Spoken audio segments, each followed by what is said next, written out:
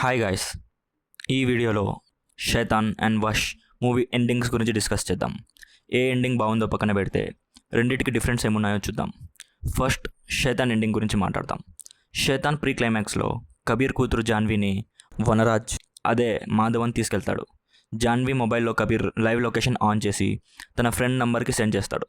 తర్వాత కబీర్ తన ఫ్రెండ్ దగ్గరికి వెళ్ళి వాడి మొబైల్ తీసుకుని లైవ్ లొకేషన్ సాయంతో జాన్వీని వెతకడానికి స్టార్ట్ అవుతాడు. మీన్వైల్ తన వైఫ్ని ధ్రువ్ని హాస్పిటల్కి తీసుకెళ్లమని కారులో పంపిస్తాడు. కబీర్ వనరాజ్ ఉన్న లొకేషన్కి చేరుకున్నాక ఆ వనరాజ్ చేసే హోమం చూసి షాక్ అవుతాడు. తర్వాత వనరాజ్ కబీర్ని చూసి అతను వశీకరణం చేసి ఉన్న వేరే అమ్మాయిలతో కబీర్ని కొట్టించి తన దగ్గరికి తీసుకొచ్చి పడేయమంటాడు. తర్వాత తన యజ్ఞం తను కంటిన్యూ చేస్తూ ఉంటాడు.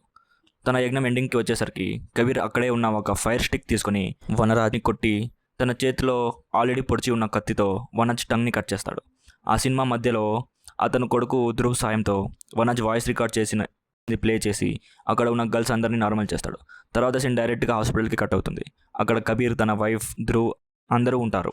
తర్వాత సీనే 1 year later అని స్టార్టింగ్లో చూపించినట్లు ఒక చనిపోయిన ర్యాబిట్ని తీసుకొని వనజ్ని అండర్గ్రౌండ్లో బంధించిన ప్లేస్కి వెళ్ళి ఇప్పుడు నీకు నేనే శైతాన్ అని చెప్పి ఆ ర్యాబిట్ తినమని చెప్పి వెళ్ళిపోతాడు. ఇది శైతాన్ క్లైమాక్స్. ఇప్పుడు వష్ క్లైమాక్స్ గురించి మాట్లాడతాం. సేమ్ కబీర్ లైవ్ లొకేషన్ సాయంతో వనరాజ్ ఉన్న లొకేషన్కి వెళ్తాడు కదా, అక్కడ వరకు సేమ్ ఉంటుంది మూవీ. ఇక్కడ మూవీలో హీరో నేమ్ ప్రతాప్, కూతురు నేమ్ ఆర్య అండ్ ఆ మాంత్రికుడు మాధవన్ చేసిన క్యారెక్టర్ నేమ్ అథర్వ. సో ఈ నేమ్స్తో ఎక్స్ప్లెయిన్ చేస్తాను. ప్రతాప్ ఆ హోమం జరిగే ప్లేస్కి చేరుకున్నాక అథర్వని చూసి వాడు వశం చేసుకున్న అమ్మాయిలతో ప్రతాప్ని చంపమని చెప్తాడు. అప్పుడు ప్రతాప్ నేను నా కూతురు చేతిలోనే చావాలనుకుంటున్నాను అంటాడు. అప్పుడు అథర్వ నవ్వి ఆర్యకి చెప్పేలోపే ప్రతాప్ తన దగ్గర ఉన్న సిసర్తో తన కూతురు ఆర్య చెవులో పొడిచేస్తాడు. ఎందుకంటే అప్పుడు ఆర్య వినలేకపోతే వాడు చెప్పింది చేయలేదు కాబట్టి.